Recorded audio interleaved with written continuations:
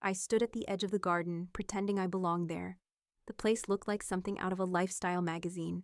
Manicured hedges, white tents, a string quartet playing under a vine-wrapped pergola. All of it said wealth and polish. All of it said not me. My name is Celia. I'm 74 years old, and I live in a little craftsman cottage about 20 miles outside Asheville. I raised 2 kids mostly on my own, worked as a school secretary for 30 years, and started wood carving after my husband Walter passed. It kept my hands busy and my heart quieter. I wasn't invited to my grandson Nathan's graduation party, but I knew better than to take that personally. Sabrina, my daughter, never bothered with the formalities when it came to me. Still, she had made it clear I was welcome to stop by, so I showed up, gift in hand. People glanced my way but didn't really look. Women in flowing linen dresses, men in blazers and boat shoes. I felt like a museum relic in my brown cardigan and orthopedic sandals. I spotted Nathan near the catering station, laughing with his friends. "Hi, sweetheart," I said, smiling as I stepped forward. "Congratulations." "Hey, Grandma," he said flatly, barely glancing up. "I made something for you," I said, reaching into my bag. "It's a compass, hand-carved. Took me a few weeks." He took the small box and opened it. Inside was a polished wooden compass, and nestled beneath the lid, carefully tucked into a velvet lining, was a silver coin my father had given me the day I graduated high school. It wasn't flashy, but it meant something. I thought it might mean something to him too. Nathan blinked. Then he smiled, smirked, really, and held it up. "How quaint," he said loudly, turning toward his fiancée, Harper. "Like something from a shipwreck." Harper burst out laughing. "Oh my God," she said, plucking it from his hand. "Did you make this from, actual driftwood?" The group around them erupted into laughter. One guy mimed steering a ship. Another yelled out, "Captain Nathan, at your service." I felt heat rise to my cheeks, my legs rooted to the spot. I didn't know what to say. Harper turned the compass over in her fingers, like it was a cheap trinket from a flea market. "It's cute," she said finally, dangling it between 2 fingers. "Rustic." It hung there, like trash waiting to fall. I swallowed hard. "There's something inside it," I said quietly. "You might want to look closer." But they weren't listening. Nathan had already turned away to high-five someone. The music picked up again. The laughter continued. And I stood there, invisible, watching a piece of my heart swing in the wind between Harper's fingers. I wanted to say something. I wanted to scream, but I didn't. I just walked back across the lawn, toward the hedge-lined exit, trying not to cry. When I got home, I didn't bother turning on the lights. I just dropped my purse on the kitchen table and stood there in the dark, listening to the house breathe. Walter built this place with his own hands, ran wires through these walls, laid the oak floors, carved our initials into the beam above the window. It was quiet, but it was still mine. I put the compass back on the counter where it belonged. I didn't know why I'd taken it to the party. Nathan hadn't wanted it. He hadn't even looked. I went to check my email, mostly to distract myself. There was one from Sabrina, forwarded from a corporate address I didn't recognize. The subject line said, "Preliminary planning documents, Blue Ridge Lodge conversion." I clicked. It took me a minute to understand what I was looking at. Attached were mock-ups, architectural renderings, budget estimates. Then I saw the notes Sabrina had forwarded underneath. "We'll begin light demo work next Monday to prep for the deck installation, targeting July 14th for event layout placement. Per your directive, we'll need the antique furniture cleared before staging." I stared at the screen. My mountain lodge. Walter's lodge. The place where we used to go every fall, just the 2 of us, drinking cider on the porch, while the trees lit up orange and gold. She was turning it into a wedding venue. There was no greeting, no question, just a statement. "We'll need the furniture cleared." I scrolled down and saw the invoices already filed under a shell company I didn't recognize. The lodge's name had been changed in the documents. Blue Ridge Summit Experience. No mention of me. No mention of ownership. Just diagrams showing where the cocktail station would go and where the walls would be knocked down to enhance the flow. I sat back in the chair, clutching the keys in my pocket. Walter's keys. The brass was smooth from years of turning in that same old lock. His initials, WRD, were still engraved on the tag. This wasn't a favor. This wasn't even a request. This was an erasure. They were taking it from me like it was nothing. Like I was nothing. The next morning, I woke up to a text message. It was from someone named Melanie, whom I didn't know. "Hi Celia, just following up on the message Sabrina mentioned. We'd love to schedule a preliminary tour of the Pine Shore Retirement Community next week, maybe Tuesday. The gardens are truly lovely this time of year." I stared at the screen. My thumb hovered over the reply button. Then I hit delete. No message. No response, just silence. The drive up the mountain used to calm me. Winding through switchbacks, watching the trees get taller, the air thinner. But that morning, my knuckles stayed white on the steering wheel the whole way up. The lodge sat just past the ridge line, nestled between two sugar maples. Walter and I used to sit out front in folding chairs, sipping coffee and counting hawks. When I turned the corner, I saw a black SUV already parked beside the gravel path. It had dealer plates. That was never a good sign. I pulled in beside it, cut the engine, and sat there for a moment. The front door of the lodge was wide open. Inside, I found Sabrina standing with Harper and a woman in a smart black pantsuit holding a clipboard. They were all huddled near the hearth, pointing up at the beams, my beams. "Absolutely, we'll rip this wall out," Harper was saying. "It'll make room for the panoramic view deck. We can fly in the floral arch by helicopter." The woman nodded. "That'll be stunning. Imagine the photos." I stepped through the doorway. "I didn't approve any of this," I said. All three of them turned. Sabrina smiled like I'd just walked in on a brunch. "Mom, you're early." "I didn't say I was coming," I replied, my voice flat. Sabrina walked toward me like we were just two old friends catching up. "We talked about this at Christmas, remember? You said you didn't care what we did with the space as long as it stayed in the family." I stared at her. I said you could borrow the guest room for Thanksgiving. That was the last time I agreed to anything." Harper stepped forward, a hint of condescension in her tone. "We're being really respectful of the lodge's bones, Celia. The aesthetic's going to be rustic luxe. We're keeping a lot of the original wood." I looked past her. A pile of moving boxes sat near the coat rack. One was labeled wall photos, store, or toss. "Where's the wedding photo that used to hang above the stairs?" I asked. "My wedding photo." Harper glanced at Sabrina. "Probably in a box somewhere," she said. "I didn't think you'd mind."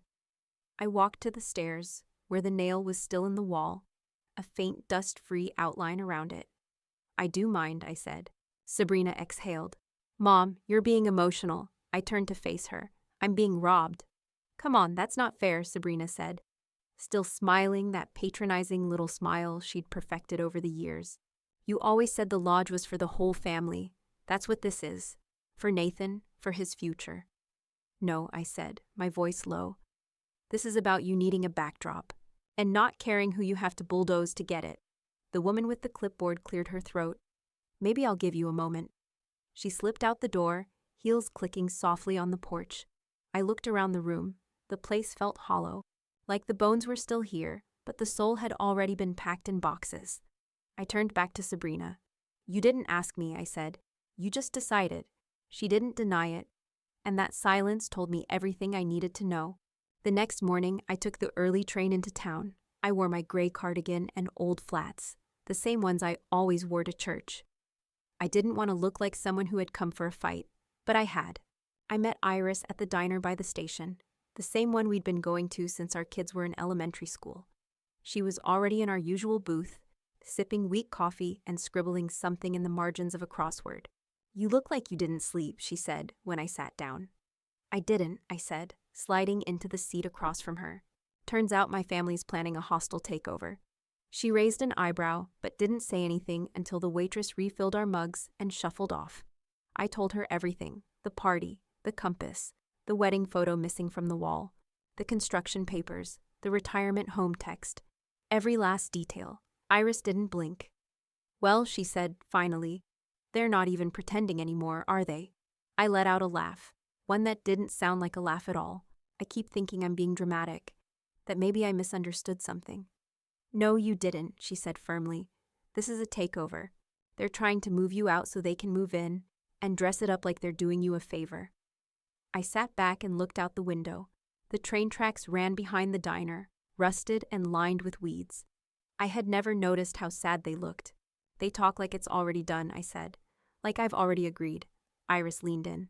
So don't agree. You still own that place, right? I nodded. Walter left it to me outright. We kept it out of the trust. He was always worried about too many fingers in the pie, he used to say.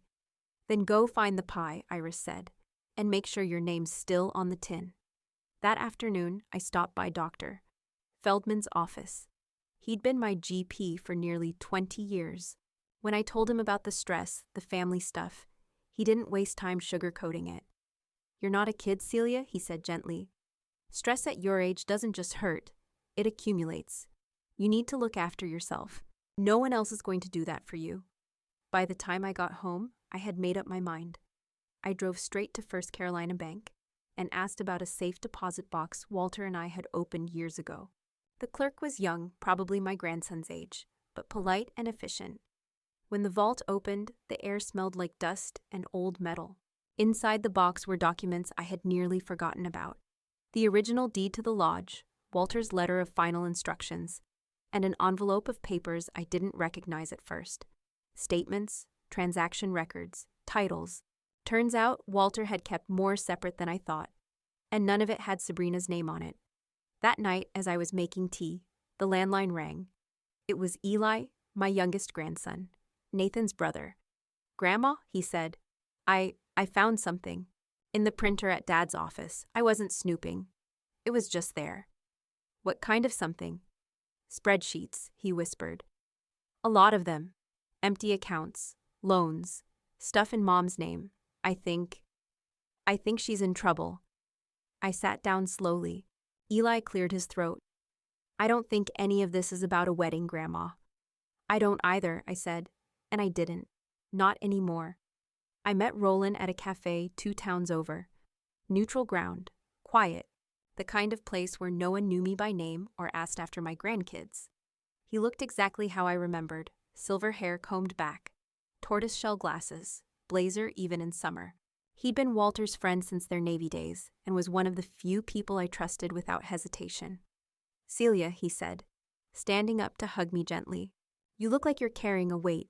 I am, I said, settling into the seat across from him. And I need to hand some of it off. He waited until the waitress took our orders before saying anything more. I pulled a manila folder from my bag and laid it flat on the table. These are copies of everything I pulled from the lodge documents, I said. The deed, financial statements, records Walter left. It's all in my name. Every last inch of that property is mine. Roland nodded slowly as he opened the folder. Good. That makes this a lot easier. I took a sip of coffee, then added, Sabrina's trying to turn the place into a wedding venue for Nathan. She didn't ask, just assumed. There are contractors scheduled to start next week. He flipped through the pages without comment. I could tell he wasn't surprised, just disappointed on my behalf. There's more, I said quietly. Eli found some documents in David's office, empty accounts, loans. Something about business ventures that didn't work. It looks like they're in serious financial trouble. Roland let out a breath. So this wedding isn't about love or family. It's a bailout, I nodded. They think if they host it up there, I said, they'll attract investors, sponsors, maybe convince a few people to fund whatever hole they're trying to climb out of. Roland closed the folder and folded his hands. Do you still want them to have the wedding there? I didn't answer right away. I watched a woman across the cafe feeding bits of muffin to her toddler. She looked exhausted. Happy but exhausted. I remembered that feeling. No, I said finally. He nodded, waiting for me to say more. I want to sell it, I said. Before it's gutted, before they take the porch swing down and throw out my photo albums, before they throw a party on the ashes of everything Walter built. Okay, Roland said calmly. We'll handle this privately. Quiet sale. No announcements. No family interference. I exhaled, feeling my shoulders lower for the first time in days. I'm not doing this to hurt them, I said, almost to myself. I just need to protect what's mine. You don't have to justify it, Roland said. They're the ones who crossed the line. You're just closing the door behind them. I smiled. It wasn't a happy smile, but it was real. Then let's get to work, I said. And we did. 3 days later, I met the agent Roland recommended, a woman named Joelle with a clipboard in one hand and hiking boots on her feet. She didn't flinch at the gravel roads or the chipped railing on the porch. didn't bat an eye when I said the listing had to stay private. No open houses, no signage, no family contacts, I told her. Discreet is my specialty, she said with a nod. We'll find someone who wants the soul of the place, not just the view. That was good enough for me. We finalized the paperwork that evening in my kitchen, with my cat dozing under the table and the kettle whistling. I signed my name slowly, making sure each letter sat right on the page. The next morning, I drove to the lodge alone. The sun was barely up, fog still hugging the ground like a blanket. The keys, Walter's keys, fit the lock like they always had. I opened the door and let the silence wrap around me. It didn't feel like a home anymore. It felt like a memory pressed between pages. But that was all right. Some things aren't meant to be lived in forever. I walked through each room slowly. I didn't bother with the big furniture. I knew what mattered and what didn't. I packed the photo albums from the hall closet. The good ones, Polaroids from the early years, birthday dinners with terrible frosting, the time Nathan fell asleep holding a toy boat Walter carved.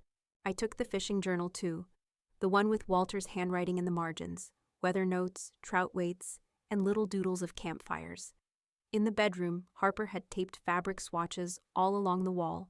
Cream, blush, rose gold. Like they were planning a curtain ceremony instead of a wedding. I peeled each one off slowly and dropped them into the trash bag I brought with me. In the kitchen, I found a folder labeled tent schematics and lighting rigs. I tossed it into the trash too, then tied the bag and left it on the porch. The compass sat on the windowsill where I'd left it. I picked it up carefully, ran my thumb along the grain, and slipped it into my purse. That was enough. At just past noon, a woman from a catering company pulled into the drive. She had a clipboard and a Bluetooth headset and looked completely frazzled. "I'm just here to measure for rigging points," she said, motioning to the porch eaves. "We're planning to string Edison bulbs." "There won't be a wedding here," I said gently. She blinked. "Sorry?" I stepped onto the porch and locked the front door behind me. "The event is canceled. The lodge is no longer available." She looked confused, then glanced at her phone. But Sabrina said, "I own the property," I said. "And I've made my decision." The woman hesitated, then nodded. "Understood." She backed out of the driveway a minute later. I stood there in the gravel, keys in hand, until her taillights disappeared around the bend. Then I took one last look at the porch, the trees, the roof. Walter patched himself and locked the gate behind me with a steady hand. Back in the city, I took a cab from the train station. The driver made small talk about gas prices and tourist traffic. I smiled politely, but my mind was elsewhere. When I walked into my cottage, the house felt different, lighter almost. There was nothing dramatic about the sale. No for sale sign, no brokers calling with questions. Just a wire transfer to a trust Roland helped me set up, and a quiet handshake at Joelle's office. The lodge was gone, but the storm hadn't even begun. That evening, Eli stopped by.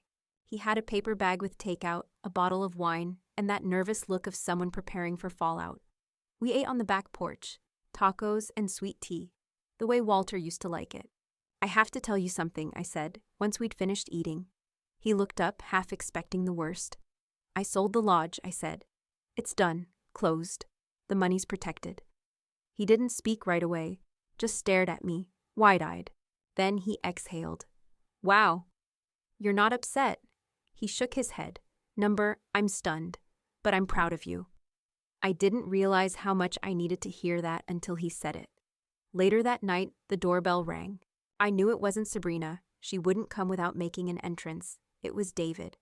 He stood there in a dark jacket, fidgeting with his wedding ring, eyes already narrowed like he was preparing a defense. "Can we talk?" he asked. I let him in. He didn't sit, just paced my living room like he had something too big to carry. "You sold it?" he asked. I nodded. "Yes. Last week." You didn't even warn us." "I wasn't required to." He looked at me then, really looked at me, and something in his expression cracked. "We're bankrupt," he said, his voice barely above a whisper. "We kept it quiet, but Sabrina's last 2 ventures tanked.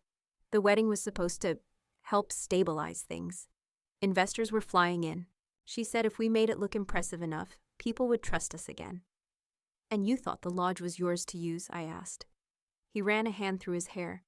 I thought we had time, that you'd go along with it. I spent 40 years saying yes, I said calmly. Not anymore. He sat down heavily on the edge of my couch. You don't understand what this does to us. I understand exactly, I said. You were using me, and Walter, and everything we built. His jaw tightened. You're choosing money over family. No, I said. I'm choosing self-respect over being a footnote in your story. He looked up, desperate. The trust. Nathan's wedding fund, it's still intact, right? It's been moved, I said. New trustees, legal protections. Sabrina can't access it. David stared at the floor, breathing hard. Please tell her I said hello, I said. And that she should cancel the photographer. I walked him to the door. He didn't say goodbye. I locked it behind him and leaned against the frame. For the first time in months, I didn't feel afraid. I felt finished. Not with my family, but with the part of me that kept begging to be valued. That part had finally gone quiet. My new apartment overlooked a lake just west of the city. The leasing office called it a modern senior living residence, but it didn't feel like any retirement home I'd ever seen. The lobby had real plants, not plastic.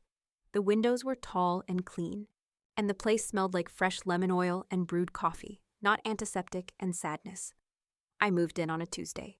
Eli insisted on helping me carry the boxes, even though I had only brought the essentials. My photo albums, Walter's fishing journal, a few quilts, and the compass. Feels different in here, he said as he unpacked a box labeled kitchen, kind of. Peaceful. That's the insulation, I joked. Or maybe the absence of drama. He laughed, setting down a glass. I brought you something. He pulled out a slim, wrapped package from his backpack. Inside was a photo in a black frame. A landscape shot of the mountain lodge, taken at sunrise. The golden light cut across the porch just right, catching the wooden beams and the railing Walter carved. I took it last fall, he said. Didn't know why I held on to it until now. My throat tightened. It's beautiful. He smiled. I'm finally booking real clients, Grandma. Weddings, anniversaries, even an ad shoot for a hiking brand next month. I'm not surprised. He looked down, shy again, like the little boy who used to hide under my kitchen table with crackers in his pockets. I know things got messy, but I saw how they treated you. And I'm glad you did what you did. I didn't say anything. I just reached out and touched his hand. We sat there a while, not talking, just watching the light play across the surface of the lake. After he left, I walked through the apartment slowly. The living room was small but clean, with soft gray walls and wide windows. I set the photo of the lodge on the mantel and placed the compass beside it. For the first time in a long time, I didn't feel like I had to defend my choices. I didn't have to ask permission to be here. There was peace in the quiet. Not loneliness, just space. I made myself a cup of tea and curled up on the couch, letting the silence settle around me like a quilt. For decades, I'd given everything I had. Time, money, patience, love. To a family that mistook it all for obligation. Now, in this little apartment above the water, I finally had something they couldn't touch. Not a house, not a lodge, not even a legacy. Just peace. And peace, I was learning, feels a lot like power. The call came on a Sunday afternoon, just after I'd finished organizing the linen closet. I didn't recognize the number, but I answered anyway. Habit, I suppose. Hi, Celia, a voice said. It was Sabrina. My stomach tensed, but I didn't say anything. I know I'm probably the last person you want to hear from, she continued, but I wouldn't call if it wasn't important. Still, I waited. It's Harper, she said, her voice quieting. Nathan ended the engagement a week ago. He moved to Amsterdam, took a research fellowship. Didn't even tell her until he was boarding the plane. I closed my eyes. She's not doing well, Sabrina added. She asked about you. I think she wants to talk. There was a pause. Then, would you be willing to meet her? Just once. I didn't answer right away. I thought of Harper holding that compass between two fingers like it was garbage. I thought of my wedding photo in a box labeled toss. But I also thought about Eli, and how someone once chose to believe in me when I didn't deserve it. All right, I said finally. My terms. We met at a small cafe across from the park. Neutral ground. No grand entrances. Just two people sitting in the quiet. Harper looked different. No makeup, no dramatic outfit. just jeans and a sweater too big for her frame. Her eyes were puffy, her voice flat. "I'm not going to make excuses," she said, looking at her untouched cup of tea.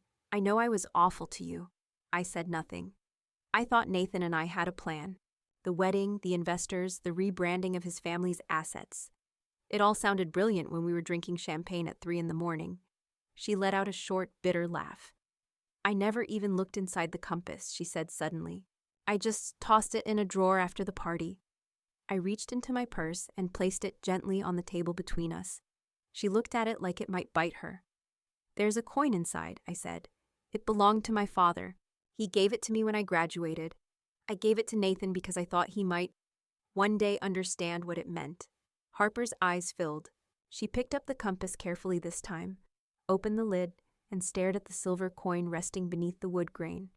"I didn't even look," she whispered. "I know," I said. She stared at it a long time, then shut the lid with a soft click. "It wasn't revenge," I told her. "It was never about that." She wiped her eyes. "Then what was it?"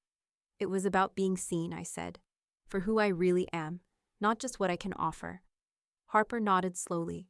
For the first time, there was no performance in her face, just a girl who finally saw past the party. "I see it now," she said quietly.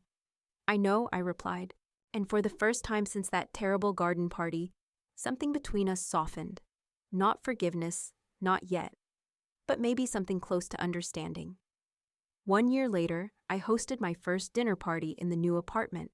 Nothing extravagant, just 6 of us, folding chairs and mismatched wine glasses around the little dining table that faced the lake.